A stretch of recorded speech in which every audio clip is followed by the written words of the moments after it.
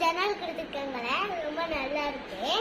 இங்க ஒரு ஜன்னல் கொடுத்துருக்காங்க, இங்க ஒரு ஜன்னல் கொடுத்துருக்காங்க. அதுக்கு இங்க வந்து டோர்